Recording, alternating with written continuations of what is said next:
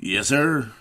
Yes, indeed. Yo, it's another Saturday morning conversation, episode 19. Yes, woo, we're getting up there. Pulling up on the double decade, you know what I'm saying? Yep. Yeah, man. Motherfucking Groundhog Day. Oh, that was today? That was today. Oh, shit, what happened? Same shit that always happens. They rip the fucking groundhog from underneath the tree or wherever the fuck he stays at. In the hole, yeah. And then they spin the bingo balls. This is my theory. They just spin the bingo balls, and then some of them say shadow, and then some of them say no shadow. Mm-hmm. So this time they pulled the no shadow script out. Because how do they know? How do they know that He saw a shadow? he saw his shadow? They're holding him in their hand. It's not like they let him out and he walks around and they can look down at him and be like, oh, look, a shadow. They're holding him up out of the ground. They rip him out early in the morning, so he's probably half asleep anyway.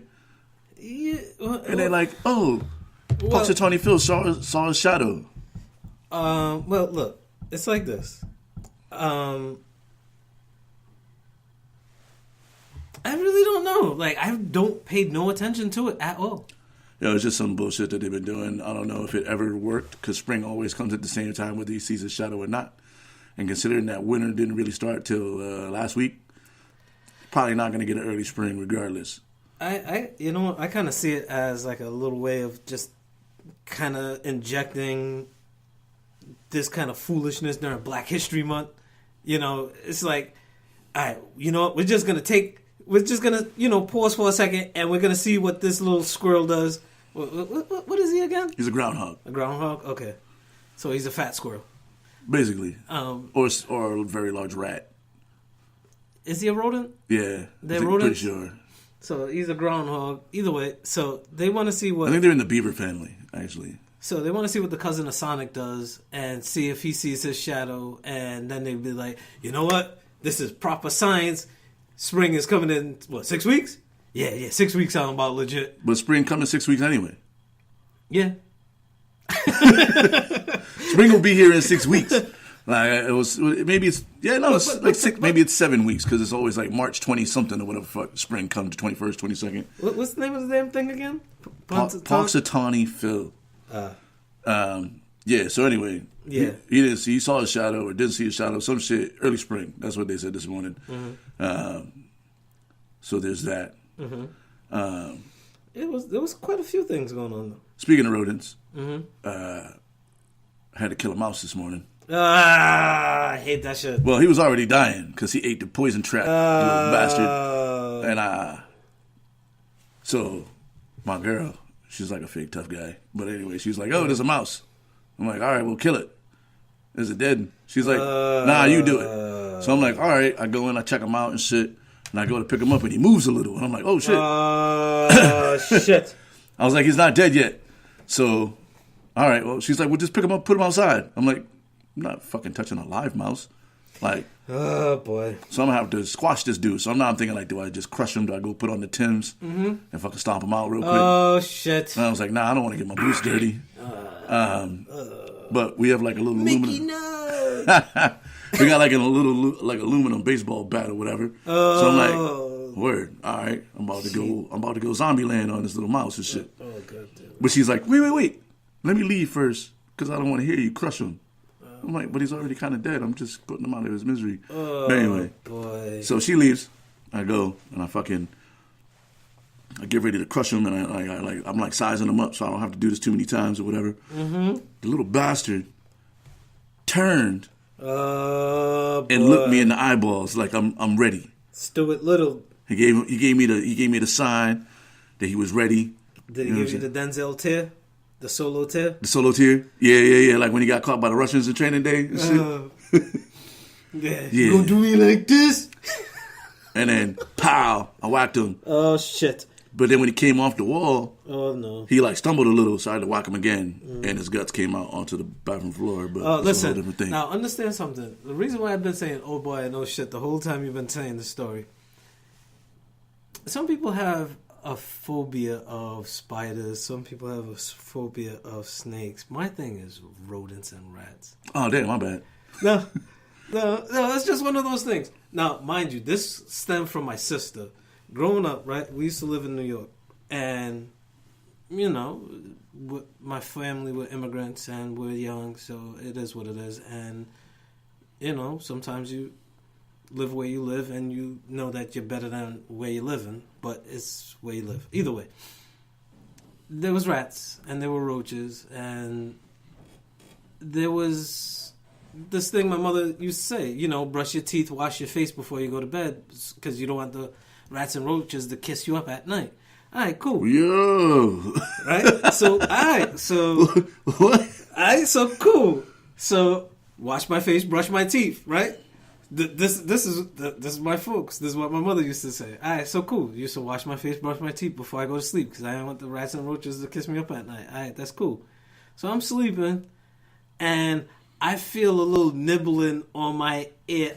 I start to freak out. It's my motherfucking sister playing a game on me. Oh man. So because of that bullshit, because she used to, it's not just one occasion. It used to happen all the time. So it's just this phobia I have with rats and roaches. And I'm not really scared of roaches, but rats, it's like Stuart Little, how they would just look at you in your eye and be like, "You gonna do me like this?" Yo, so you don't go to Chuck E. Cheese and none of that shit? Nah, fuck that motherfucking rat. Like, Chuck E. Cheese. You got kids, man. How you not going to take your kids to Chuck E. Cheese? Well, Mickey Mouse is cool. The motherfucking prices aren't cool. Shit. When I was down in Florida, I went to SeaWorld, and some people tried to tell me about the whole Blackfish thing. And I'm like, well, you know what? I wasn't really there for all of that. I was there for my daughter, and I was there with my daughter. And that's all it was about. But that motherfucking Mickey Mouse money, shit.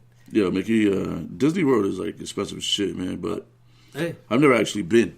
So I don't have kids, but I have nephews. Mm-hmm. And at some point, I'm sure I'm going to end up at Disney World at some point. I just hope it's not all on my dime. Well, because that shit is like... Yeah, that's dumb expensive. But, like, if you drive down there, that's going to be even more expensive when you really think about it. But then, no, we're definitely flying. Oh, yeah. But we probably won't stay on the resort. It's probably cheaper to rent a house with as many people that want to, like, you know what I mean? You got to get one of them illegal Airbnbs? Nah, you just rent like a timeshare or something from somebody, or you just... You're going to a timeshare meeting? Nah, timeshare, that's some crooked ass shit. Yo, don't ever get a timeshare. We got some prime rib. Don't ever get a timeshare. Potato gratin. Yo, timeshares is like the Airbnb, like the Fire Festival at Airbnb. And yo, I'm mad I still haven't seen that special yet, but I still keep seeing that that footage about the guy and what he would say he would do what he was willing to do for the job. I don't want to really spoil it for anybody, but that shit is just way too funny. Anytime people start talking about that Fire Festival. Yo, apparently there were two versions of the documentary. Like one is like with footage, and then the one on Hulu is like with interviews and actual like. Oh yeah, like business owners. Because I think there was like some people that were natives on the island and they had restaurants and shit like that, and how much money they got swindled out of and shit like that. Yeah, I don't know. I'm gonna get around to watching it. There's a lot of shit for me to watch, but yeah, man, my list is long right now. Yeah, I still haven't even watched Daredevil part 2, season 2 yet. Yo, neither have I. But I skipped. I started watching The Punisher, and that shit is great. So if you're looking for something, I haven't watched The Punisher. If you're looking for something fun and Marvel and lots of shooting and killing and shit and like entertainment at the same time, shoot 'em up shit. Watch The Punisher season 2. I'm almost done with it. Yeah, it doesn't disappoint. Like it's just as good as season 1. Don't spoil it for me. Don't worry, I'm not gonna spoil it for you. No, because I still got a lot of shit. Like Black Lightning came back. I know I fell off on that Star Trek, that new Star Trek Discovery. That's pretty ill. Oh, that's with the black lady. Yeah. Yeah. I'm mad I don't even know her name like that, and we're just calling her that black lady. Damn, it's Black History Month, and we're gonna refer to her as the black lady. It's black. Hold on, we gotta find out who she is because it's Black History Month. Oh man, yeah, come on, Black man. History Month. We're gonna have to IMDb her. Yeah. Shout out hashtag label out IMDb. Yeah, Star Trek Discovery. Yeah, but like if anything, while we're looking that up, I've been doing some studying with my son for like Black History Month, and we've been looking up certain things. Like we talked about Marcus Garvey a little bit. We haven't really got too much into Black Wall Street, but earlier today he got excited because we was watching this little 20-minute documentary on TLC. We was watching it on YouTube. It was Africa before the Europeans. So they was talking about like how the regions and how everything was set up before the Europeans came and with the slave trade and everything of that nature. But he got excited when they started talking about Mansa Musa. And he was like, oh, from Mali. And I'm like, wait, shh. Tell me after the show, right? So after it was over, he was all excited. So we went up on YouTube and we was looking him up. It's like, oh, shit, he was the richest man ever. The way that he had not just the gold trade and how he had everything positioned, but then also what he was doing with his teachings and with what he was doing with his money. Like, it was at the point where everywhere he was going, he was just passing out money, building up buildings and building up infrastructure. And it got to the point where the money wasn't worth anything because he just kept giving it out. It was like, yo, it's not rare anymore because everybody got it. So it's like, they said he was over $400 billion worth. And they don't even know, it could even be more than that. But wow. But these are certain things that they don't really teach in schools. And if you expect your schools to teach some of these things, if you're not active in the school board meetings and the parent-teacher meetings and actually pushing these things, you can't expect the schools to know what you want. You have to teach it at home. Education starts at home. But I think we bought ourselves enough time to find out what her actual Yeah, I got it right here. I mean, I got the new iPhone, baby. As soon as you started talking, it came up. I bought us some time, but either way. And we got the Black History fact. You know what I mean? Y'all got some Black history in your life now. Yeah, man. Like start teaching some of that stuff at home, you know? For sure. Her name is Sonequa Martin Green. All right, Sonequa Martin Green. She's the captain on Star Trek Discovery. Captain, my captain. Yeah, but that show is a tight little show. But another show, too, that I've been watching was The Orville. Oh, yeah, Orville's funny, yo. Yeah, it's like the best way that I describe that is it's light and deep at the same time. Yeah, it's like almost like it's funny, but then there's like some sort of like weird, uncomfortable lesson. Yeah. And you're like... Yeah, I don't want to spoil it. It's like Family Guy. Nah, but you see, I'm not really a Family Guy kind of guy because I feel like... But it's the same people. Not really, because the tone is different. No, but it's the same. Yeah, it's people. The same guy. It's the same guy. creator. So it's still like, let's be funny and put a weird, uncomfortable lesson. Yeah. But see, I like Orville. I mean, I don't watch it religiously, but I see, like, I don't... Every episode hits me the same way. Like, I'm laughing, and I'm like, damn, maybe I shouldn't be laughing. See, the way here. I look at it is like, all right, it's like, you're a Boys the Men person or you're a Jodeci person. That's not true. It's hard to be both at the same time. No, not at all. It's like... because sometimes it's the end of the road. Are you a Mary J. Blige person or you a Mariah Carey person? It was like, at that kind of time, it was like, it was one or the other. I don't think you have to be a fan of one or the other. I think it's about your mood. It's about your mood. No, like, but it was if you're feeling like... It's like, you a Red Sox person or you a Yankee. That's the way that I looked at it. Nah, not like that though. I mean, I get what you're saying now, but it's either you a Family Guy person or you a Simpson person. You see, like, I'm more of a Simpson person. Yeah, I fucks with Family Guy, but I'm more of a Simpson person. You know, that's a much better comparison because sometimes I'm feeling like, Thug, and I want to be like Thug sexy, and then sometimes I want to be come like and talk to me, yeah, Jodeci, and sometimes I want to be like Luther sexy. You know what I'm saying? Okay. It's like 2 days. Sometimes I want to. So sometimes you might want to be knocking the boots like H-Town, and then other times you want to be just caressing it like some Brian McKnight. That's what I'm saying. Yeah. It's never either or. Sometimes the mood changes halfway through. No, you can't be thugging it all the time with your Timbs on. Nah. That you just kicked a mouse with? Nah. I used the baseball bat on the all mice. right.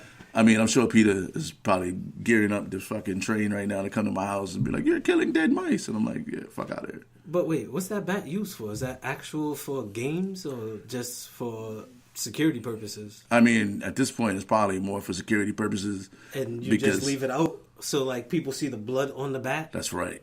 Let that be an example for all the other mice that might try to come inside the house. I know it's cold outside. When you're looking for Leroy, because of Black History Month, I gotta use the blackest name I could think of in my head real quick. Oh boy! When y'all looking for Leroy and you're like, "Where'd Leroy go?" Oh, he said he was going in that house, and then you try to peep in, you see the bloody bat covered in Leroy guts. You already know how it goes down. Leroy guts. Up here in the mountains, we don't fuck around. Oh boy. So you're just gonna leave the bat out there like that? That's right. With the mouse blood, and just play as if everything is cool. I'm trying to. I was loud. I was loud about it too. I was like, "Yeah, Leroy, we about to get this. Pow, get it." You like that, Leroy? Oh, you gonna look me in the eyeballs now, huh? All right, got something for you. Wait, I'm trying to find out what this motherfucker's dude's name is. Yes, Negan, like motherfucking Negan, huh? Oh, from Walking Dead. Walking Dead. Yeah, just walking around with your back dragging, huh? Flipping it around, like let another motherfucking mouse show up around here. That's right. I don't fuck around with shit that only supposed to be in the house. Here's the thing. You play your position over there like spiders. I'm cool with spiders. I'm not a fan of them personally, but I'm okay coexisting with spiders as long as they stay out of the realm of my eyeballs. Yeah. If I see a spider, I gotta kill a spider. This is how that works. Yeah, and you know what too? Like some people get like fearful, like where they're like and they get debilitated with fear. Like me, it's like I get debilitated with aggression because it's like, you know how some people get frightened and they get scared, and then you see the other footage where somebody jump out of a recycling bin, and then they get snuffed. I'm that dude. Like, I'm punching you in shit. Like, yeah, hell yeah. Like, don't scare me because I'm liable to punch you. Like, I'm not that guy. Like, I've gotten better. I jump first. I jump back first. Yeah, but that pause though. Like, if I see a mouse, I'm gonna just straight stomp, and I'm like, damn, these are my good shoes. Here's the thing: I don't want to accidentally punch a little kid in the face, or you know what I mean, or my boss for that matter, who's on tourist trying to scare people. Like, they gotta know boundaries. It's all good, man. I like to see what I'm hitting. You know what I'm saying? It's a fighter thing, I guess. I don't know. I want to step back, give myself some room. Yeah. See what it is. See what the threat. Assess the threat. Then do the hop back. Yeah. Make sure that you're not hopping out on like something that's gonna step up above you. Well, there's that, but also like I don't want to like. You know, my mom thinks she's funny one day, or my girl or something. I'm gonna scare the shit out of this dude, and I just sock a pow, and then I'm like, oh, I'm sorry. Nah, but you see, that's why I tell people, I'm like, yo, and sad but true, I'm like, yo, don't play with my neck. Like don't nibble on my neck. Like, don't play with my neck. Don't play with my ears. Like, don't do that. Don't do that. You gotta save that shit for the sex show, dog. Nah, not even. Save all this fetish. See, we was talking about killing mice, and now you on some different fetish shit. Don't play around like that. DJ Iron Monkey trying to get nasty early in the morning. I keep the mice out of the bedroom. Let that be known up front. Listen, I could have been living with mice. Like where we live at, it's like mad fields and shit. There could be mice all in the house. But what happened was they started to get brazen, and they started like shitting all over the floor everywhere. And if they would have just kept that shit out of my sight, then I wouldn't be taking these active steps. But you see, in that particular sense, that's where a cat will be functional. Yeah, but cats are douchebags. They're more than that. They're pussies. Cats are pussies. Plus, cats will like kill the mouse and then bring it to you. Like, I don't ever want to see. Like, if they eat the poison and shit, they die. And they get in the trap, I pick the trap up and throw it away. Cats will be like, they'll hide that shit in your bed or whatever. No, it's a gift. It's like, look what I did. Like, I'm a lion. I brought my kill to you. Like, they're domesticated lions in a sense. Like little mini lions? Yeah. You know, you have yourself a little pride and shit. That's why they always like attack your ankles and shit when you walk by. They come from under the couch. Make them feel tough. They're like, oh, I'm bringing down this big ass giraffe. I'll take down this this big, giant. Actually, the other reason we don't have a cat is because the children in the house are wildly allergic to cats. Well, yeah, okay. That's another great reason why you wouldn't have cats. Because that would have been my first course of action. Oh, we have mice. Oh, okay. Get a cat. Get a cat. Like, not like a small cat, like a Mancoon. Yeah, like, yeah. Get like the pit bull of cats. Yeah. Get like a Get big a ass, bobcat. like a nice big cat, and Have a hyena like you in one. just let them loose. Yo, have a hyena like in one of them African countries. They just have hyenas as like real pets. Like, yo, this big motherfucking cat. Yo, those Mancoon cats are big as shit, man. Like, they're like small. They're like small dogs. they'd be stroking the cat. Whoa, there, killer. Whoa. Listen, if I'm gonna get a cat, I'm gonna get the biggest cat available for domestic cat purposes. So they're the pit bull of cats. I want some shit that makes some noise when it walks through the house, like do do do do do. I need a cat to. I don't want my cat being able to sneak up on me and shit. You're gonna have the Simba of cats, huh? You're gonna have the Lion King, huh? That's right. And, hey, if anything, being a Lions fan, you figured that you'll be more a fan of cats than anything else. No? That doesn't work? That you don't see that logic? No? I mean, I like lions, but I could never own one. No, but if Because you had lions a- are cats, and they're also probably No, douchey. but if you had a cat, wouldn't that be like your little junior lion? That could be like for game day. You shave him to look like a lion and have a mane. Like, it's your cat. You could do whatever the fuck you want with your cat outside of any kind of nastiness that we're not going to speak of. But you're not that kind of guy. So either way, I don't know, man. Cats are just like I've owned cats in my day, and they've all been like absolute douchebags. yeah. When I was younger, I wanted a cat. Like they're cool. They take care of themselves pretty much. You just keep the food out. You know what I mean? I'm also not a fan of like the smell of cat boxes. Yeah. Well. Like, so. Yes, I know. Yeah, I know what I did. Yeah, the double entendre. I know exactly what I did. I'm not a fan of shit that smells like cat boxes. Yeah. So shitty cat boxes. Shitty cat boxes. Yeah. Okay. Yeah. If it smells like a turn of cat phrase. box, Yeah. you're gross. Yeah. Yeah. How about that? But yeah, we're rocking and rolling Yeah, right rolling now. and rocking. Episode 19, first episode of February. Yeah. Touch base on some Black history. Birthday month. Yeah, man. Birthday month. Next Woo. week. Well, we don't know if DJ Iron Monkey's gonna make it to the show next week. Yeah. That's TBA to be announced. He's celebrating his birthday on Friday, Yep. and I was gonna do the infamous clap, but I decided to try to get better at that. Stop clapping on the mic. That thunder clap. so we may or may not see him. He may call in. We may be here. He might. He may be hungover. Shit, I may be hungover. Nah, how you gonna be hungover from just smoking? Facts. So, if anything, like, we might have kind of raspy voices next week. I don't know. The episodes could be done remotely. With heavy breathing in the back. A little oxygen mask. Yo, February is about to be, I almost said lit. Yeah. 40, I can't be saying shit like that. Well, you know what? I find myself still saying stuff like true that. Word. At this age, right? Yo, that shit's fresh, yo. Yo, that's dope. Right. At the age we are, right? It's starting to revert to our old phrases. We don't want to use the old slang because we don't want to feel like we're like behind the times. But then using the new slang makes you feel uncomfortable because you feel like that's young kid shit. Nah, I'm gonna embrace what I used to say. Like, yo, I don't give a hoot. Wow. Yo, I don't give a hoot about that. Yo, You know, AKA, I don't really give a shit. and I work in a younger environment at the club, so like I tend to use some of the newer slang. You know, I'm adapting. You know what I'm saying? I'm trying to use the speak of the people, You say turn up? like the vegetable. Yo, oh motherfucker. Yo, see, that's the old man touch right there. Right? Oh, you talking about vegetables, kids? Turn up. We making smoothies? Turn Wow. up. Like, I don't know if anybody puts Turn up in Turn up in their smoothies. Nah, they put beats in their smoothies. Oh, major announcement. Major announcement.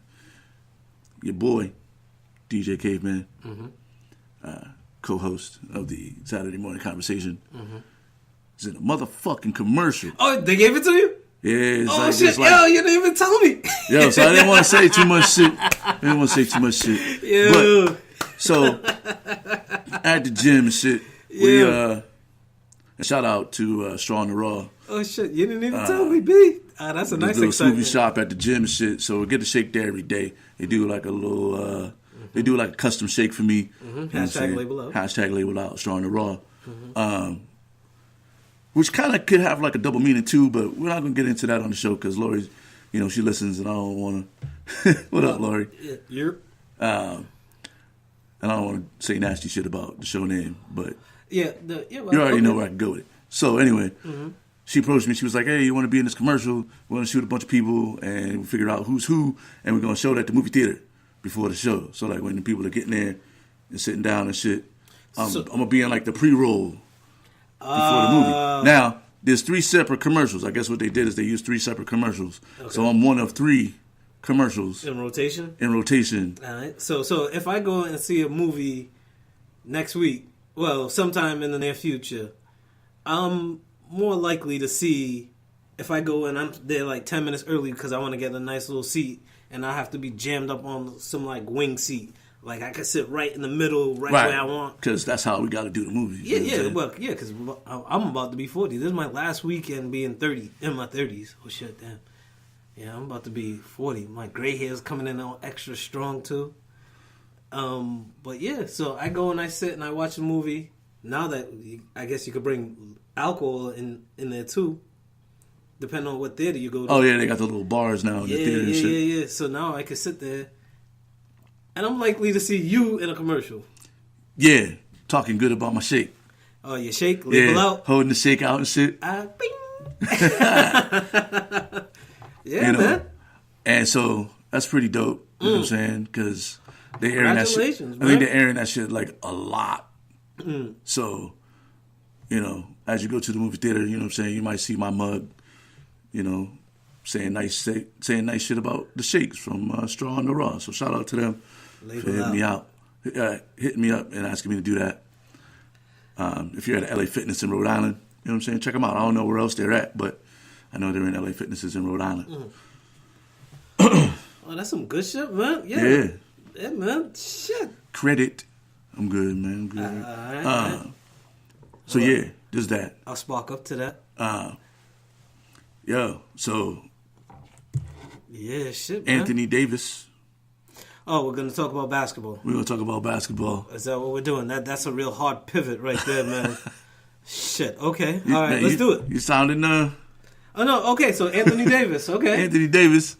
He wants to be traded from the Pelicans because basically, in so many words, he was like, "Yo, y'all ain't never gonna win a fucking title, so I'm out of here. Well, let me go play with Bronny Bron, who also was on like YouTube not singing, playing like an R&B song for like Kyrie Irving, like yo, this was our song, type shit. I didn't see that. Lil LeBron. No, I've kind of been removed from basketball because I was kind of trying to focus on football at first. But then when I saw what happened with my team in football, I'm like, okay, well, let me go see what's happening in the world of basketball. And as I go and do that, I know we're talking about Anthony Davis right now, but I saw my Knicks went and did, and we're going to talk about that in a second. But yeah, he's real emotional about that shit right now. No, it's like if you fell into like a deep pool of water and you just started to slowly sink and you had nothing to grab onto to try to buoy yourself up when it comes to sports. I'm like, okay, let me go to the Yankees. Okay, well, we lost to the Red Sox. Let me go to the Mets. My first original favorite baseball team. We saw what happened after the first 2 weeks with them. Okay, so let me go to football. Let's see what happens with the Giants. Okay, what's going on with the Steelers? Okay, let's go with basketball. Here we go with the Knicks. I got nothing to grab onto when it comes to sports. Like me and sports, like I'm drowning. You gotta take a book from a Detroit sports fan and just learn how to tread water through all the. Follow that GI Joe. You just gotta keep treading. You just gotta keep treading because the figure eight. You can't lean on your sports teams. You know, we got the Red Wings was good for a long time, but now they're trash right now. The Pistons. Oh man, they haven't been good since. Hey, Shipwreck, teaching me how to do the figure eight and tread water, watching GI Joe and shit. Right. Yo, really and truly, that's how I learned how to tread water, watching G.I. Joe. Yo, for real. You didn't take like an actual swim lesson where they taught you how to do that shit? No. But, like, I really, I was like, okay, I'm going to teach myself. All right, do the figure eight. And I'm like, okay. And then I actually learned. And then after a while, then I did have some swimming lessons. But, wow. Yeah, G.I. Joe. Shout out to G.I. Joe teaching kids how to tread water. Yeah. Since the 90s. And knowing is half the battle. Yo, Joe. Lay below. So anyway. Yep. Your boy LeBron. Yeah. On the interwebs, playing R&B songs and dedicating them to Kyrie Irving. Like, oh, that's cute. That's what I like. When I say like competition is gone. Like, first of all, you're tampering. Quietly, okay. Not even quietly. It's on his social media. You're tampering, dog. You're trying to get Kyrie to the Lakers, and I get it. Who would not want to have Kyrie on their team? No, Kyrie needs to go to the next. This is a dude who you treated so badly that he left after you won a title. Nah, it wasn't. It's like you're trying to get your ex back. Nah, it wasn't that LeBron treated Kyrie bad. What I always thought was an insult to Kyrie is the media always said LeBron needs help. LeBron needs help. LeBron needs help. And Kyrie was on the team the whole time. It's like, yo, I don't know if I'm going to put that on LeBron or if I'm going to put that more so on the media. You know, because if anything, it's like, okay. Well, I mean, you're also like a LeBron sympathizer. I'm not really a LeBron sympathizer. I'm a objective observer. Okay, well, either way, twofold for this one, Okay. Bron. First of all, Okay. you can't be going on the internet sending love ballads to other dudes in the league. I mean, Playing Luther Vandross when he I was don't back even with remember Change. what song it was, but that Back shit when is he was whack, at dude. Change. Okay. It's whack. Second of all, it's tampering, dog. Like, you're breaking the rules. I don't give a fuck that you LeBron. Jordan would never do shit like this. I'm just saying. Well, Neither would Kobe. Jordan- Kobe wasn't out there recruiting with... Because Jordan didn't have the internet like that. So go to, like, Kobe. Yeah, but even still, like, Jordan didn't really speak up on social issues either, but that's a whole nother Yeah, story in itself. very true. You know, but we already know. But anyway, second, Anthony Davis is like, yo, fuck the Pelicans, I'm out. But at least he gave them some notice. He's like, listen. Well, he's 2 years still left on his contract with the team. This year. He's a he's a free agent at the end of this season.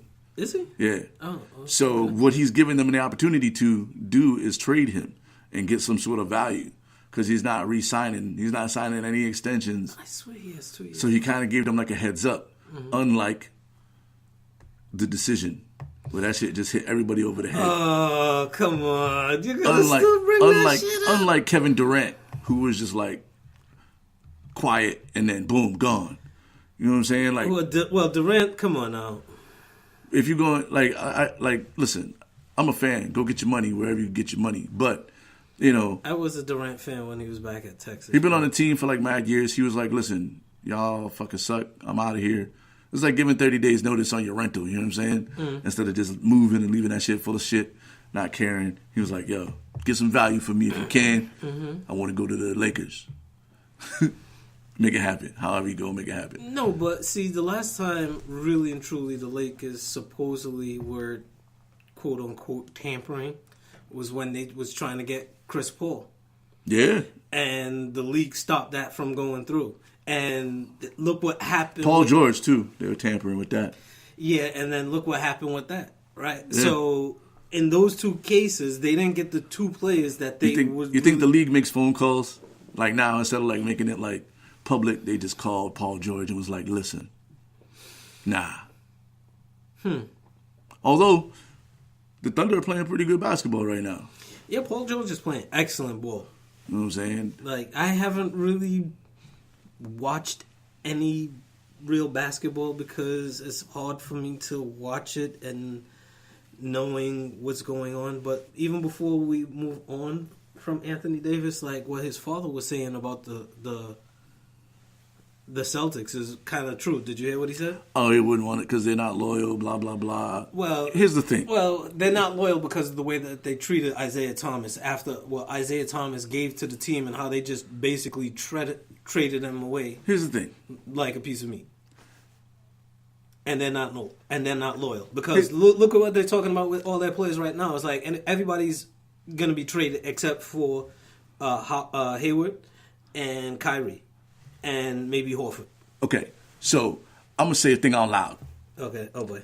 There is no loyalty in sports.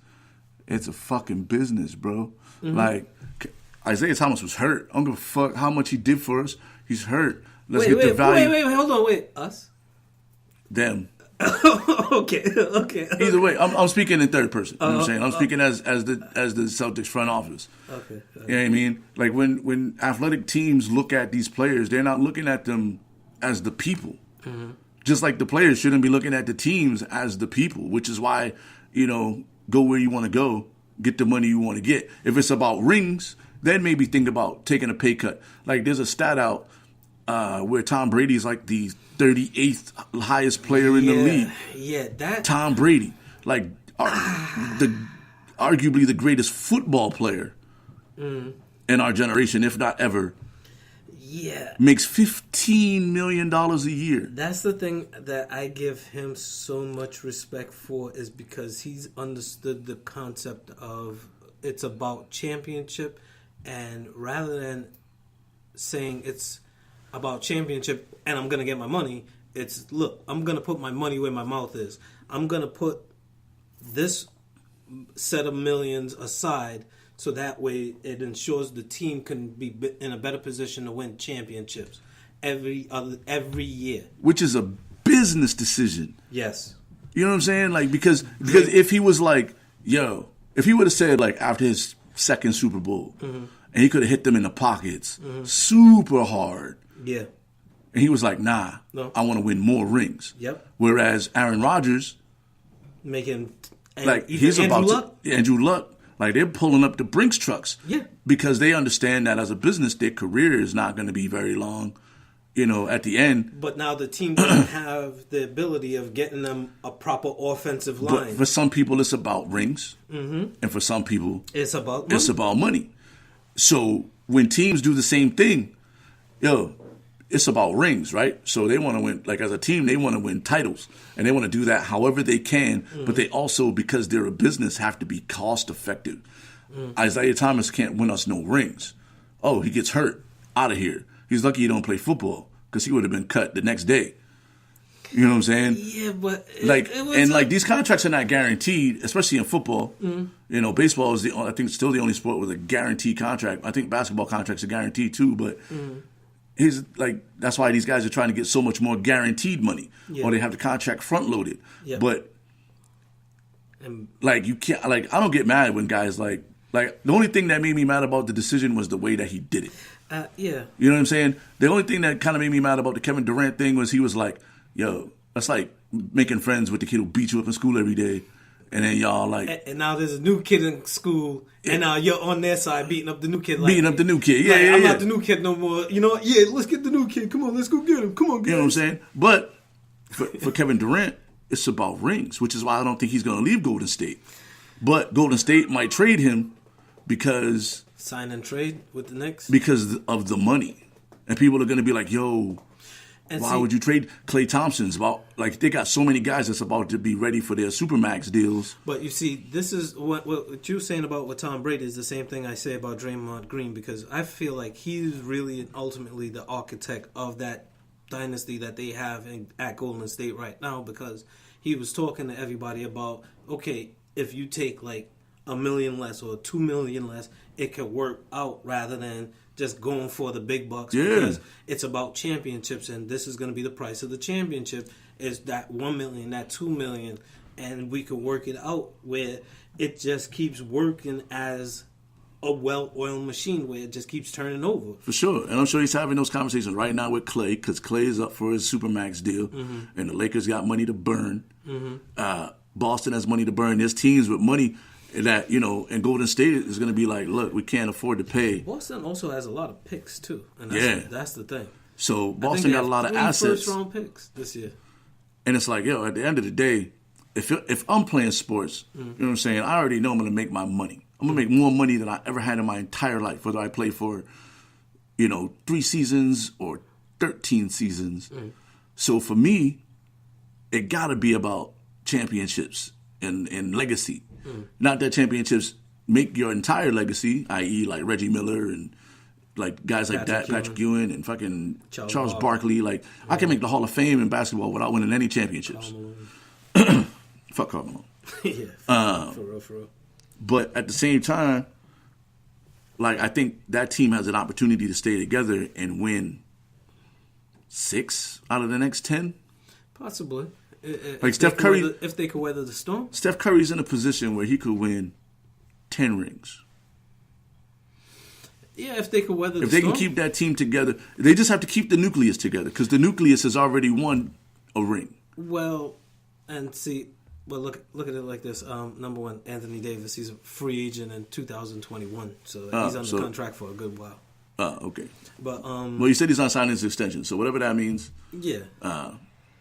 It is what it is. Yeah, but it gets to a point though, and like you're saying, like are the Warriors gonna go with the Patriots route, where guys are making like way less than everybody else, but they keep winning rings? Mm-hmm. Or is everybody going to just chase their own money on like some boy band shit where they're like, yo. I can make more money by myself. Yeah. And rather than just split it 3-4 ways. Which could have easily been the Oklahoma City Thunder. Mm-hmm. True. Because if you think about it, all of those guys are doing work somewhere else. Yeah. And if they would have stayed together for a couple of years instead of being... Because even before James Harden, there was Jeff Green. Because if they would have had Jeff Green, James Harden, like Jeff Green could have easily come off the bench, but James Harden, Durant, and Westbrook, they still had Kanter at the time, a young Kanter. They still had Adams. So and instead they let James Harden go and kept Serge Ibaka. Yeah. You know what I'm saying? Like no, Kendrick Perkins. Like just terrible front office decisions. But also that's on the players too. You know what I'm saying? Because if these guys would have got together and been like, yo, let's just stay together, take less money. Well, some people don't want to hear that. Yeah, I know, but like, yo, what's the difference between 80 and 100 million? You know what I'm saying? Like, but this goes, like, some people don't want to hear that, and that even goes back to Stephon Marbury and Kevin Garnett, because, like, Stephon Marbury saw the kind of money that Garnett was making, and he was like, look, I should be making, like, if not equal, a little bit more. Right, but in the new NBA... Yeah. The new NBA is about superstars getting together, winning titles. Yeah. Miami. I mean, there's always been the super teams, but as far as like before, they didn't always do it. You had the Lakers, you had the Celtics. That was it. And then like Portland tried it, it didn't work. No, well, see, like other teams have tried it, didn't work. Back in the day, it seemed because there was less free agency movement. That's true too. And teams were able to keep some of their players. They had a better chance of keeping their players. But on the most part, people just took ownership of the town that they were drafted in. So it's like if you went to Milwaukee and you're Ray Allen, you're taking ownership, and you and Glenn Big Dog.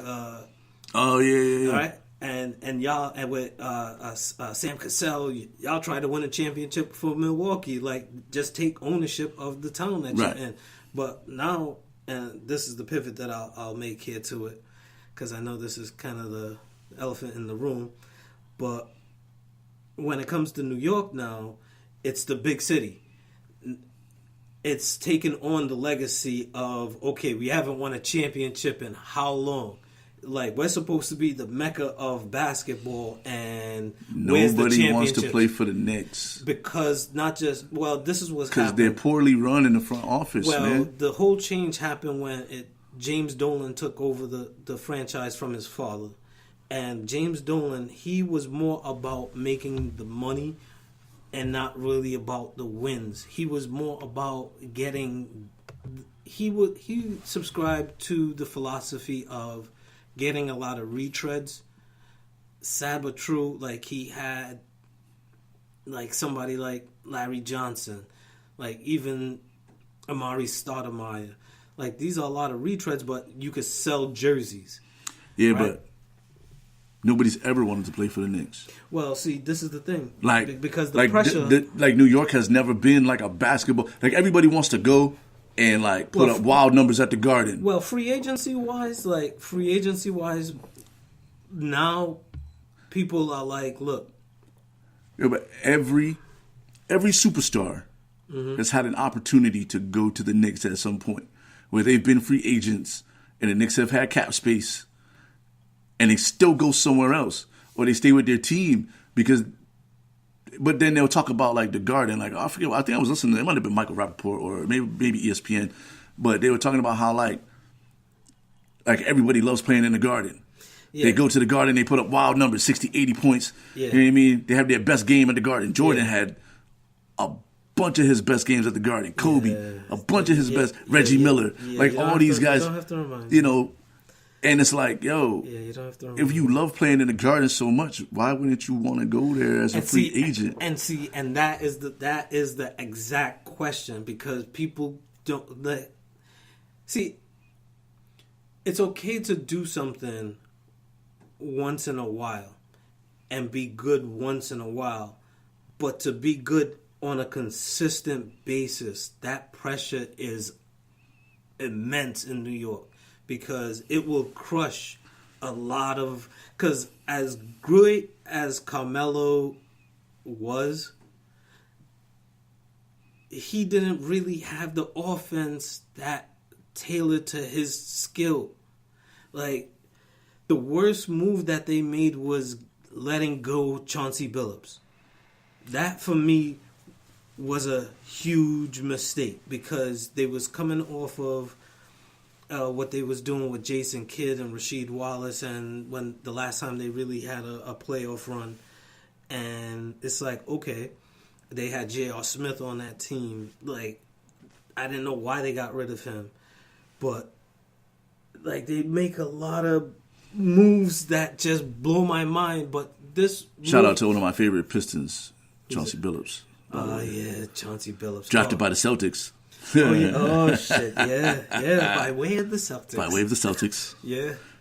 But either way, man, but letting him go was like, yo, you need a point guard to rein in Carmelo and control the game and run the offense. And the fact that they was trying to shove down the triangle offense without, and me and you talked about this off mic earlier, but Phil Jackson was really pushing this triangle offense, and everybody knows about him in the triangle offense. Because the triangle wins rings. But the thing is that Tex Winners was the soul of the triangle offense. He knew the little, like when you come off a screen or how to set the screen, the little slide, like how to slide your feet. He would do that. Like, excuse me.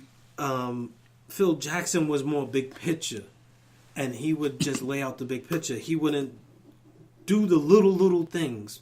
And when he was president of operations with the Knicks, he wasn't about doing the little things, like going scouting actual plays. Like, he was such an absentee guy. Like, to the games I went to, I could see Phil Jackson falling asleep, right?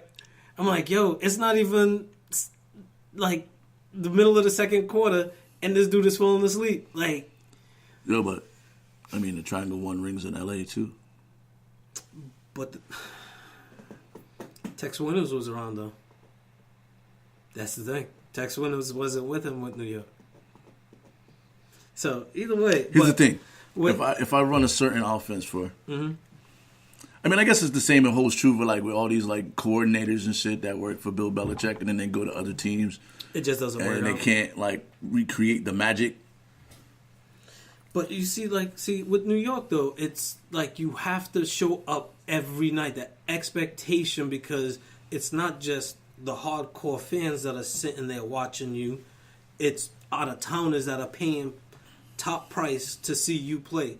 They're from Switzerland and they're in New York and they have money to burn and they want to see an NBA game and see what it's about. It's the Knicks against, I don't know, Phoenix Suns. They want to see a good game, right? So it's for you to perform. So now, yeah, Phoenix Suns isn't that the case in every city though? Huh? Isn't that the case in every city? No, but yeah, like in New York, I think Boston fans are worse than New York fans. No, but yeah, in New York, like usually New York is like the place where a lot of people, when they look at America, quote unquote, it's New York. It's like they go to New York for Christmas time to see the lights and see the big city and just be walking down Fifth Avenue. It's New York, right? It's just the vibe of it all. Sad but true is people not gonna be like, oh, I got with 2 weeks holiday. I'm gonna leave my little shire here in England and I'm gonna go to Boston. You know, for Christmas. Like, no, I'm gonna go to New York. I want to see the lights. I want to see what America has to offer. I'm going to New York, and while I'm here, I want to go see a basketball game. It's the Knicks. Now you're watching the Knicks play. They're playing against Phoenix Suns. Guy for Phoenix Suns will put up 61 points. Like, yo. And then the Knicks lose by 12. Right? Like,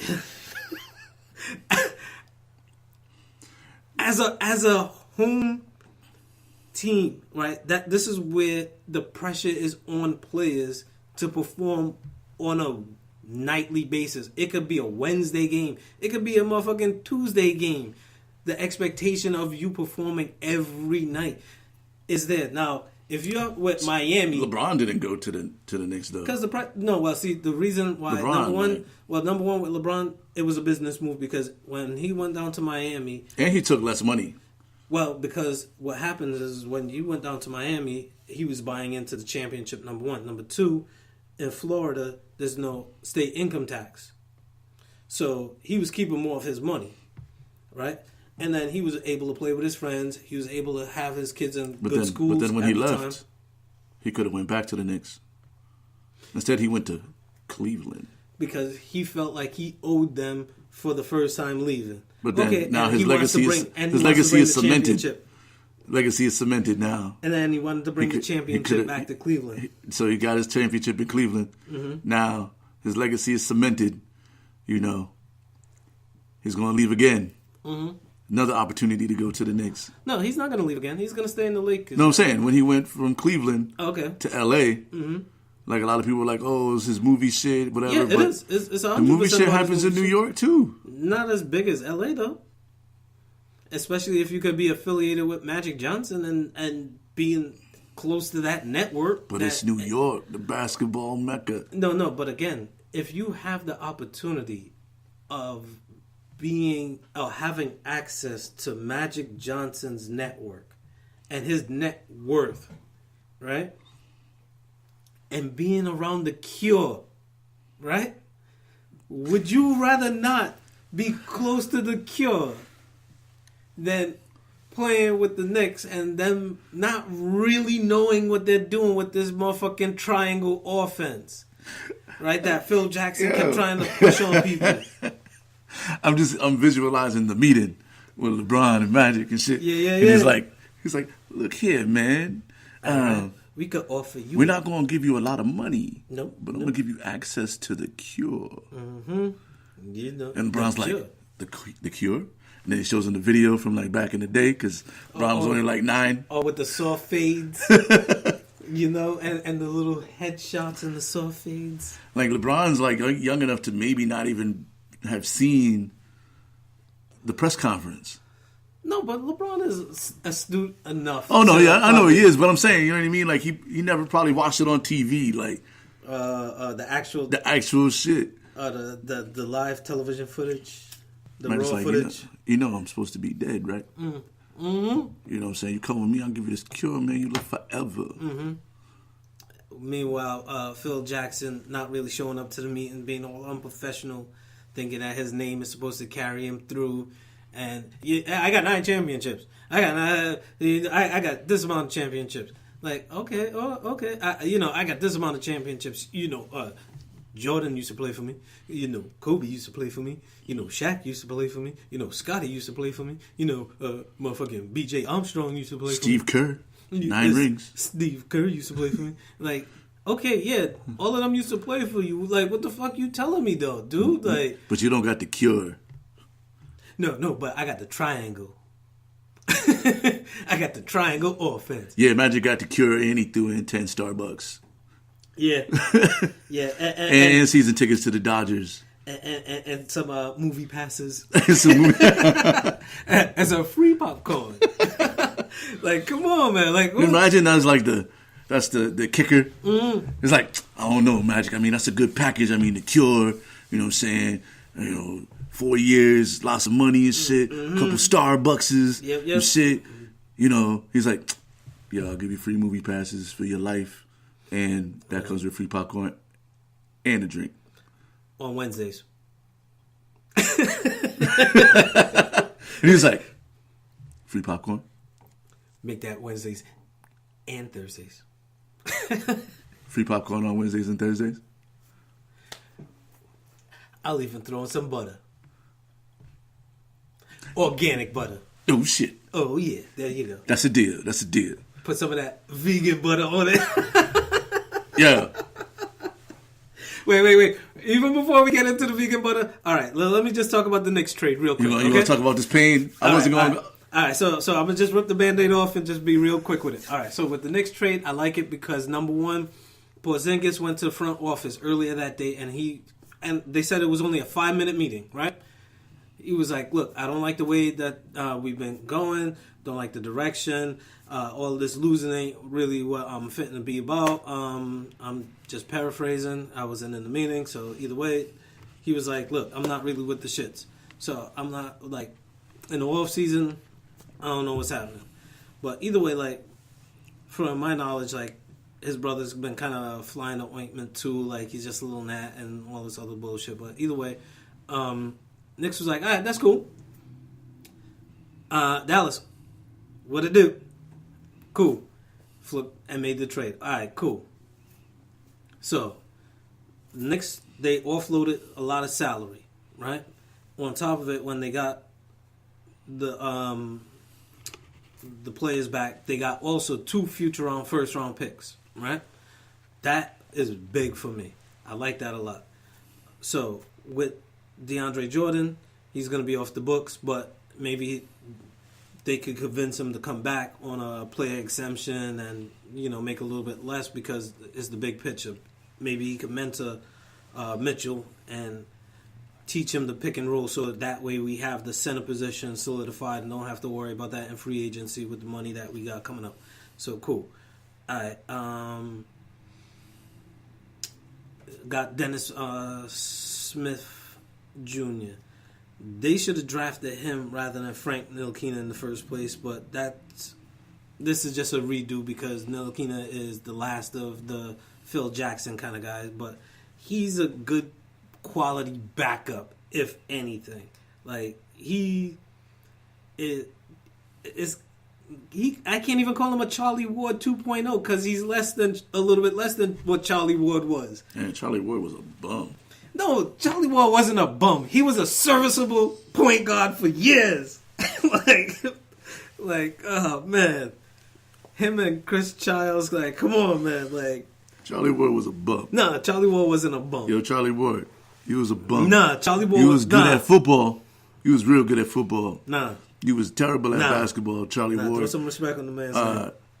I'll give you some buckets, Charlie Ward. Come down. You know what I'm saying? So I'm not that dude. I'll talk my trash. Oh my goodness. But we could take it to the court. I'll give you these buckets. B. Don't do that. Give Charlie Ward these buckets. If I'm going to talk trash about you, Bron, you come get these buckets too. That's like me randomly talking trash against somebody like Dana Barros. Like why would you call his name out of the blue? Like, yeah. But seriously, like, they can get buckets. And what's the worst that can happen? I get to play one-on-one with LeBron. No, Charlie Ward. Charlie Bust Ward your too. ass. Hey, listen. No, Charlie Ward will probably bust you with like a little two-step.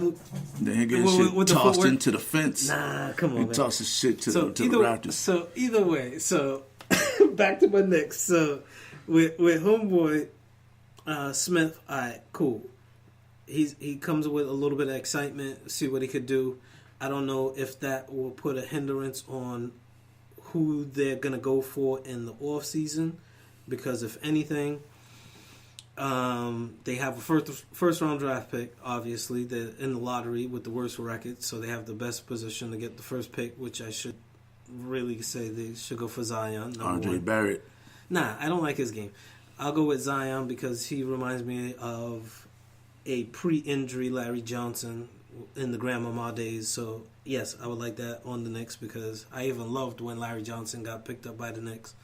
And I was like, yo, this dude's my favorite player. He might not be the best, but he's my favorite. But the injury really set him back and he had to reinvent himself. I hope that's not going to be the case for Zion for quite some time. But either way, yeah, they should make a play for number one if they don't get it. I think Cleveland might get the number one pick, oddly enough, but the Knicks should still trade for that and get the number one pick, get Zion's. Next, I think they should try to get Kyrie Irving. If they can't get Kyrie Irving, I think they should trade for Damian Lillard. And then try to get Kevin Durant as the next order of business. Yo, Kevin Durant's going to Detroit to play with Blake, yo. Nah, he's not going to do that. He is.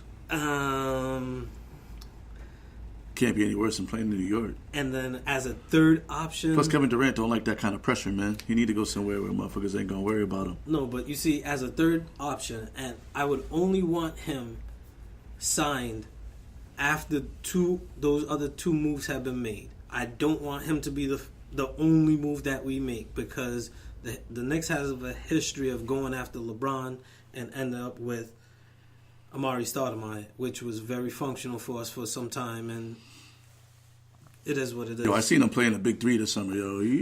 He's all right. So either way, he was tearing it up, yo. Yeah, but it's the Big Three, and it is what it is. Yo, the Big Three is good basketball, man. It's okay. Okay. They'll bust me, so I'm not gonna talk shit like you talking shit about Charlie Ward. Yo, Charlie Ward get these buckets. Yeah, all right. I'm gonna tag Charlie Ward in when we post the show. I'm gonna tag him. Tell him to come Charlie Ward could get that work. Tell him to come get these buckets, Charlie Ward. Yeah, Charlie Ward could get that work. I'm in Rhode Island. So either way, with the Knicks, all right. So, but the third guy that I would say is then get Butler, Jimmy Butler. I'm gonna change the title to the show that Charlie Ward could get these buckets. All right, but then Jimmy Butler would be the third person as to say, okay, we're building a team, and be like, look, we stunk for so long, just like how the Patriots stunk for so long, and how even before that, Golden State stunk for so long. The Patriots sucked. There was a time. Oh. There was once a time in the era of football when the Patriots were not who they are now, or we know them as now. But things have changed, and that gives me, as a New York Knickerbocker, hope that things can change. That's how I feel about the Pistons. Yeah, like there's Listen, they won those titles in the early 2000s, and then it was just like, because yo, look at Golden State. Golden State wasn't the team that they were. Nah, they were the doormat of the NBA. They were like the Clippers. Like, the Clippers are still the Clippers in a sense, but they have a little bit of hope. They're not at the basement. At least they're on the ground level. You know, they're in the co-op. You know, they got bars on their window. They're good. They're a solid 8 seed, if anything. You know, a solid playoff team. I'll give them that. But either way, with the Knicks, like, it's a lot of hope and dreams, but it's like, all right, I just like the fact that, look, we're not gonna let you basically dictate what we're gonna do. You know, and then also basically, you know, holding us hostage. So it's like, you know what, we're gonna make moves, and he's gonna be good. You know, and he's going to be good with Dallas and out in the West with Luka and basically a Steve Nash, Dirk 2.0, basically running with them two. But you like to call it Dirk and Dirk. Dirk and Dirk. Yeah. It's going to be Dirk and Dirk for the rest of the year. But that team will be a nice little exciting team, Yo, I like the Mavs, yo. Like, they play decent little basketball. They remind me of the Kings, but without all the Yugoslavian dudes. Yeah, no, they'll have a decent team, but, it's good that he's out in the West, so, whatever work he does, he'll do it out there, and he's not really in our face all the time. He'll show up in the Garden and probably drop, 50, And people be like, oh, we should have kept him, yo. Should have kept him, yo. But like, yo, if you don't want to be here, then you got to go. So, either way. Yeah, that's the Knicks. So, moving on from that. You good? We'll be all right. You good, man? Yeah, I'm good. I'm going to be all right. I'm mad that, the 2-3 times I went to see the Knicks play, he was always injured. Motherfucker. Yo, Blake Griffin made the All-Star team. Detroit Lions? Detroit Pistons? Oh, shit, damn. You see how I got my sports? You see how I'm drowning? I'm like, yo, I don't know my sports, man. I don't know my sports. Shout out to Blake for making the All-Star team as a Piston. Because the Pistons are fucking trash this year. No, they was playing decent, though. They started off good, but then they just been getting smacked, man. Hot and sweaty. So, I guess they're in menopause. Sometimes they're hot, sometimes they're cold. Is that how menopause works? I think so. No, you think they're a playoff team? In the East? AFC? Yeah, probably 7, 8. Yeah, it'll be all right. So a couple days ago, we had Tony L on the podcast, and he's always pushing that healthy living situation. We try to live as healthy as we can, of course. But dude been trying to hype up vegan pancakes to me for quite a while. All right, so wait. With veganism, one thing that, before you get even deep into it, veganism, one thing that a lot of people mistake it for is just the food that you eat. It's more than that, because a lot of them don't deal with silk. They don't deal with leather because it comes from an animal. All the vegans that I know, they don't subscribe to any animal byproduct. But the heavy hemp users and a lot of hemp, they're not using leather, they're not wearing fur. You know what I mean? But the mainstream vegan is a dietary situation. Yeah. Where they don't eat any animal byproducts. And I know a few super fat vegans, so I'm not really subscribing to it all the way, because I'm like, yo, what are you eating? If it's not animal byproduct, you're just filling yourself full of chips and cookies. Prince Fielder, the baseball player. Vegan. All he ate he was a fat motherfucker. It's because all he ate was cake, without eggs and shit. You know what I'm saying? You eating chips, nachos. But it's vegan, though. It's vegan, though.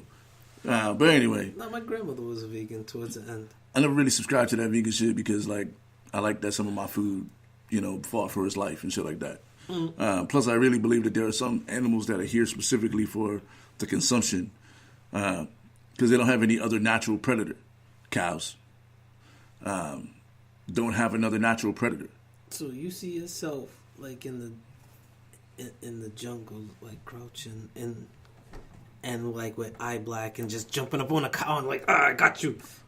And then basically like a lion, like a Detroit lion, and just jump up on the... however you made that connection, but yeah. Okay. No. Cows are part of they're just here for us situation. They're part of the circle of life. But venison and hunted animals. I'm not and it's whatever you got to do. Plus we lived off the land for a while, so now I to be oh, you shouldn't kill animals is just weird to me. But Tony hyping up pancakes, and if you follow me on Instagram, you already know the story. He's like, yo, we should go try these vegan pancakes today, and I'm like, Daryl's doesn't do vegan. You know what I'm saying? He was like, nah, they're good. You get them with fruit in them, and they even got vegan butter. Because that was my first, I can't eat pancakes and not put butter on them. So what's the purpose of getting a vegan pancake if you're going to put butter all over it? He was like, nah, they got the vegan butter. And I'm like, you know what? Fuck it. I'm going to put this to bed. You know what I'm saying? We're going to go check these vegan pancakes. They're going to be gross. I'm going to be able to talk about you on the show about forcing me to eat nasty-ass vegan pancakes. So we drive over to the spot. Yep. We get a strawberry pancake. We get a blueberry pancake. Okay. We get a banana pancake. I've also never had fruit in my pancakes because You know, a fruit and pancake kind of guy. Yeah. So, Okay. and I'm like, yo, bring the vegan butter. And he's like, all right, I'll bring the vegan butter. Mm-hmm. So they come out, the pancakes come out. Did he clap and say, bring the vegan butter? And No. the None of vegan that. fairy came down? Oh, no, okay. So pancakes come out. Mm-hmm. And to be full disclosure, I did have eggs. Because I'm not a vegan, I'm just trying vegan pancakes. Wait, were they vegan eggs? No. They were eggs. Oh, okay. So pancakes come out. Okay. They look like regular pancakes, right? So I'm like, all right, this is a good job. I think I had a weird idea of what vegan pancakes. I figured it was more like a. What? Okay, go ahead. I figured it was I'll more ask like you afterwards. I figured it was more like a potato cake, or you know what I mean, like some weird shit like that. But Okay. these look like actual pancakes. Okay. All right, so I'm like, all right. So I take, and the butter looks like regular butter. It's probably just a vegetable spread or whatever, but whatever it is. So I'm like putting the I can't believe it's not butter. yeah, some shit like that. So I'm I lather up the pancakes with the vegan butter, and it's it's melting and shit. And I'm like, all right, I'm gonna try this. I'm gonna try this shit, man. Parquet. And then I'm gonna be like in my brain, I was gonna cut it up, take a little piece, bite that shit. It was gonna taste disgusting. I was gonna spit it out and be like, Have this to shit's a scrub your fucking tongue. this shit's a fucking gross. I'm never trusting you when it comes to food ever again. Fuck you. Why we even friends? Yeah. So Take me home now. I'm out of here. And you paying for these nasty ass pancakes. Flip the table. I had the whole shit. You know what I'm saying? Incredible Hulk. I cut open to the pancake, strawberry pancake first because it was on top. Cut it up, take a little piece, put it in my mouth. Fucking pancake was like fluffy and like decadent. It was absolutely delicious. Like it tasted like pancake without like the butter tasted like unsalted butter, but the pancake just tasted, it was like a little dry, like if you, because it doesn't have any milk in it. So they use like hold on, I'm bringing up the ingredients. You see, They use like a non-dairy flour, and like there's no milk in the pancake, which is what makes a pancake fluffy, I guess, or gives it that like whatever pancakes taste like. I'll tell you something in a second that might blow your mind, but go ahead. And I'm like, I fucking like vegan pancakes. Like, I don't even know how to feel. And I posted a thing about Tom Brady being the vegan pancake of football players, of quarterbacks, because you just want it to be shitty, but then it's not shitty, and then you're like, you don't know how to process. Damn, this is actually pretty damn good. Yeah, Like, damn, I can't root for this shit. right. You're like, God damn, fucking shit is much better than I expected to. Like, and then the butter was like just enough. Where it's like, damn, It was like, I'm actually treating myself good. right. Like, what the fuck am I doing here? What am I doing eating this delicious, healthy pancake? What the fuck even is a healthy pancake? See, But I'm eating a healthy pancake. Like, my brain was like, I don't know how to, I cannot like this goodness. This goodness can't be good. how dare I like some shit that tastes good and is good for me? That's not a salad. No. But, well, you see, look. Like, I almost punched Tony in the face. Tony, you almost got punched in the face.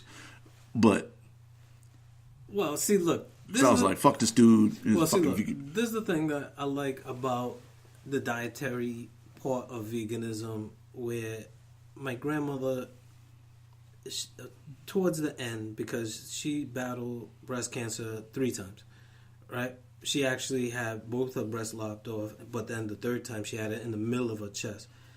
And towards the end, she was a vegan, and it actually extended part of her life. And really and truly, I try to tell people, look, if you don't do it all the time, at least try to have a meatless Monday. Like, just Oh, yeah. try to keep it simple, just keep it simple, because depending on where you live, it could be highly expensive. You know? No doubt. You know, because then also it's not just if you want to do it properly, you have to make sure that you can't cross contaminate your pans and your pots, right? And the oils, and you can't reuse the oil because you probably cook beef in it or you cook chicken in it, and now you're trying to do some vegan empanadas or like some other shit like that. It's like you can't really do that. Like you got to be careful. You got to be careful with that, but and you just got to be conscious of it too. It's like, but I did get my lady that vegan book that you kept trying to talk shit about. So that vegan soul food, yeah.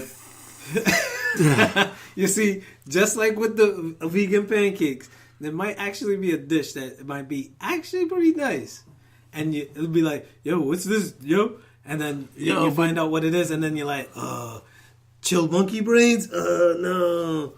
Chill monkey brains wouldn't be vegan. No, but still, you will have that kind of effect. Oh, yeah. You'll be like, and then you'll be scrubbing your tongue. You're like, yo, what is this? Is fucking delicious. What is this? Vegan barbecue ribs? It's tofu and vegetables. And you're like, bean curd, motherfucker. Like, what the fuck, thing? I think I could easily label your food. I think I could easily be like 65% vegan with my eating.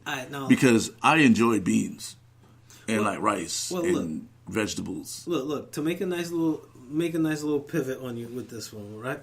Now you go to a Super Bowl party, right? Now we'll ask you who your pick is going to be in a second, but there's a couple of options that you have, and there's 3 vegan dishes. Are you actually going to try the vegan dish, or are you going to just be like, the fuck I'm going to try this hummus for?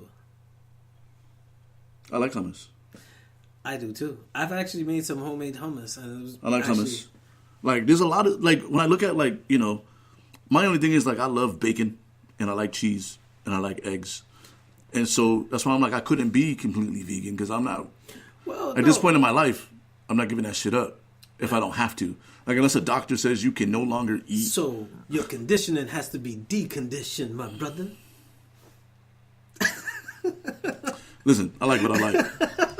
And mentally, you know what I'm saying, I'm not there.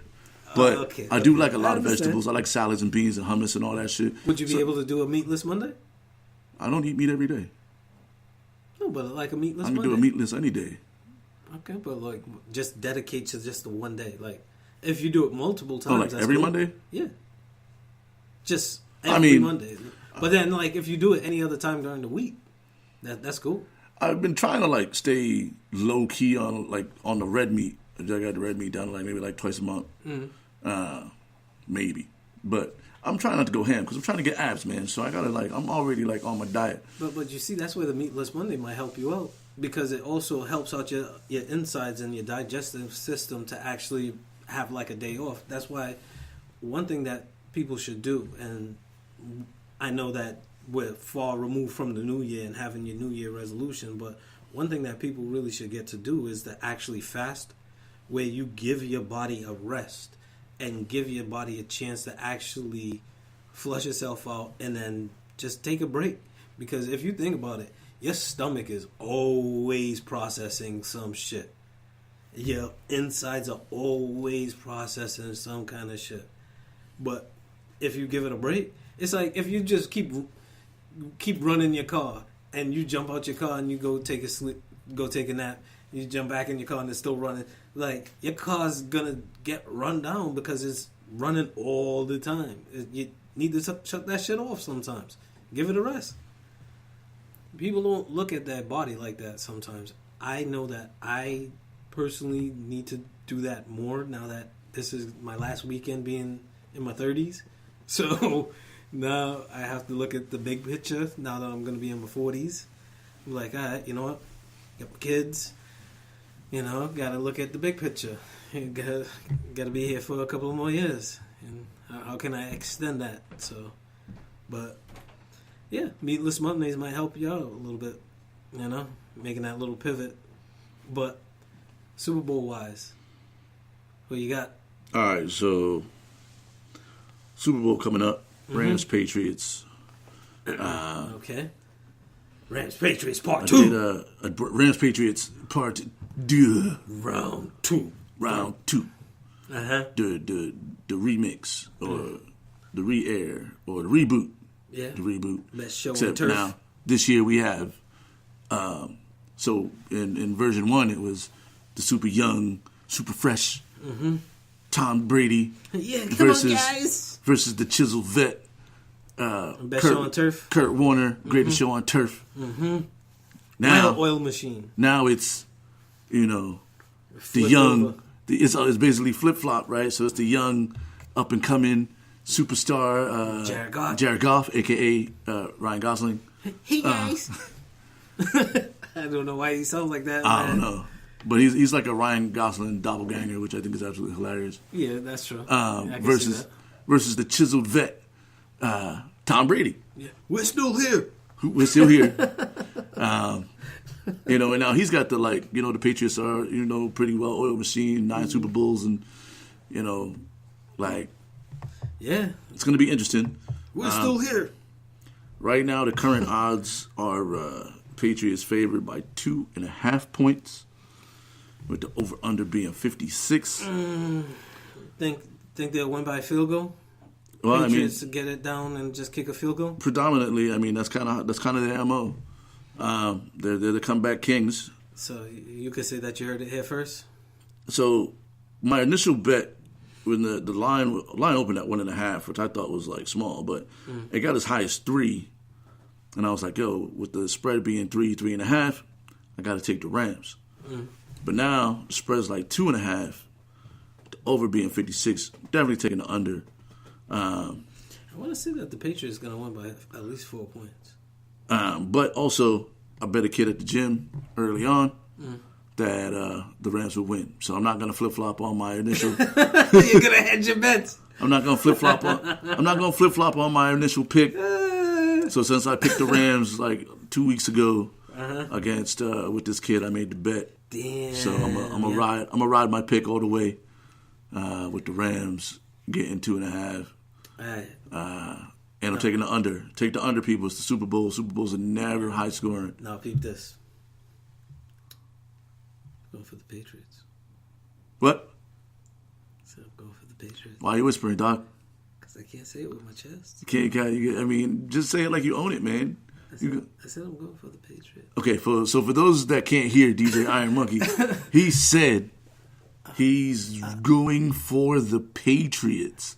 I'm going for the Patriots. So, Yeah. as a Giants fan, I know how hard that is.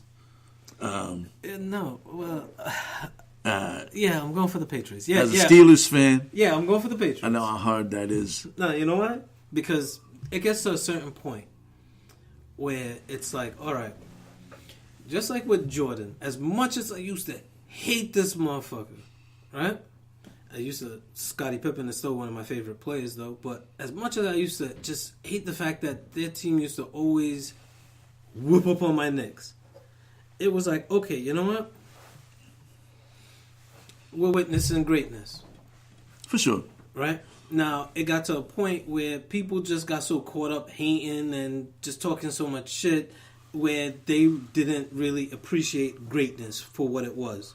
All right. So now... Please believe I appreciate what I'm seeing. But, for me right now, if I was to make the bet today and I hadn't already, made bets with other people, I probably would take the Patriots with this line, for sure. For 2 reasons. A, Tom Brady, you know what I'm saying, was the best player to ever come out of the University of Michigan. Yeah. By way of Michigan. But, I fucks with Tom, you know what I'm saying? I just don't necessarily fuck. For me, Patriots fans overall ruin... Yeah, the fans. Ruin, the team for me. You know what I mean? I hate teams with, overly obnoxious fans. And I know a lot of Patriots fans. And luckily for me, the Patriots fans that I'm friends with are, true Patriots fans. They've been Patriots fans since I met them, pre-Drew Bledsoe. You know what I'm saying? So... Yeah, the Eason days. Yeah, so... With that said, days. But like I said, I gotta just... I made the prediction earlier that my initial prediction was that it was gonna be Rams Chiefs. So I gotta... And I was like, yo, the Rams are probably gonna win because they got the better defense. So I kind of gotta I can't backtrack on my initial Super Bowl prediction. You know, Tom Brady's notoriously bad against good pass rushes. Notoriously bad. This pass rush is serious, and they're gonna have him tiptoeing on his feet, like Gregory Hines. We'll see what happens. I think overall it's going to be a good game. Yeah. I think it'll be under 56, which is the over-under. It'll probably be like 30 to 27 or some shit. You know what I mean? Which is actually 57. So maybe take the over. Yeah. So I think they'll both score about 30 points. So take the over 56. You'll probably win some money. The Patriots are going to win the Patriots are going to win the toss. If you're doing prop bets, the Patriots are going to win the toss, and they're going to take the ball. They're not going to defer in the Super Bowl. Because they know that they can't play from behind. Yeah, they can't play from behind, and also like the Rams can put up points in bunches. Yeah, so they don't really want to give them the ball first. They're probably going to do what they did to the Chiefs and take the ball first and just try to grind the clock down. Like a 9 to 12 play. Touchdown. Belichick went back to his Bill Parcells days where he would just get the ball and just run the ball, and the time dink and dunk. Time of possession is always like super lopsided, like 3rd and 3, and then have like a offsides on the defense. Yeah, the air quotes. Wow, I'm the petty one. This dude. Yeah, and I'm picking them to win, right? Right. Yeah, and I'm picking them to win. You know, so to all my friends, all my friends that's about to call me haters and shit. Yeah, whatever. And I'm picking the Patriots. I said it again. And yeah. So on that note. Because he's hurt himself a lot today. Yeah. You know, he took a lot of punishment. Yeah, the Knicks. Having to talk about his Knicks. See, I'm drowning because I have nothing. So, I don't really know what I'm talking about when it comes to the game. Somebody makes some 30 space. 30 to 27. Somebody makes some space on the bandwagon. No, I'm not even trying to hold on to that. Oh, you just want to walk on the side? No, I'm just gonna sit on the side and watch greatness happen. Be like, all right, you know what? Now y'all got this one player. Yo, I don't has think as much as the Steeler. The Steeler organization. Tom, I'm like, you know what? Tom said he's gonna play till he's 45, which means he probably got about 2 more years of good juicing left. I appreciate greatness, and I think he'll get to 6 before he retires. I just don't think it will be this year. We'll see. But we'll see. He's like 50% in Super Bowls. So we'll try the vegan dip and we'll find out. Yo, it's episode 19. Yep. We're in the building. We'll be here next week. Yes, indeed. It's Saturday. TBA to be announced. To be announced if we'll both be here next week. Yeah. Either way, there will be a show. Yeah. It could be me flying solo. Maybe I'll bring in a guest host. I would bring in my super teacher, but I don't know if she's going to want to do it with me. Yeah, I turned 40 on Friday, so we'll see what that do. February 8th. What's the plans? Off mic, probably go to the... No, probably go to the shelter and just play video games. Like we were saying, try to beat Ninja Turtles. The little arcade spot. Yo, we're going to go crush some arcade games. Should have some drinks, party hard. My man turning 40. And then 2 weeks later, I'm going to turn 41. Yeah, well, you're officially 40. I'm officially a man of a certain age. Yeah, a distinguished gentleman. A distinguished gentleman. Yes, in commercials, too. In commercials. Coming to a theater near you. Motherfucking famous now. Yeah, know what I mean? People are going to be like, yo, that dude looks mad familiar. Yo, watch. Yeah. Where do we know him I know that dude from somewhere with the shake. Fuck, I see that dude at, yo. Guy from somewhere. I don't know where the somewhere came from. Why are you doing the wife from Archie Bunker, dog? Well, again, it might be out in Warwick. It's going to be at the showcase in the mall. In the Warwick Mall. At the Warwick Mall, see? The Warwick Mall. Yeah, so that's your Warwick lady voice? Yeah, that's the Warwick lady voice.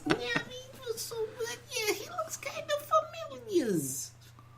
I wonder where I know that guy's from. I know him from somewhere. Yeah, I don't know. Again, I don't know what's happening. That's the vibe I get from Warwick. Either way, that's your impression of people from Warwick. Yeah. Don't come at me. I don't want that smoke. I'm cool with y'all. Episode 19. Yep. DJ K-Man, DJ Iron Monkey. Yeah, holding it down. Yo, Charlie Ward, come get these buckets, yo. Yeah, nah, man. Come on, man. Come Chill get the with buckets, that Charlie shit, Ward. man. I got buckets for everybody. Yeah. Especially you, Charlie Ward. Calling you out.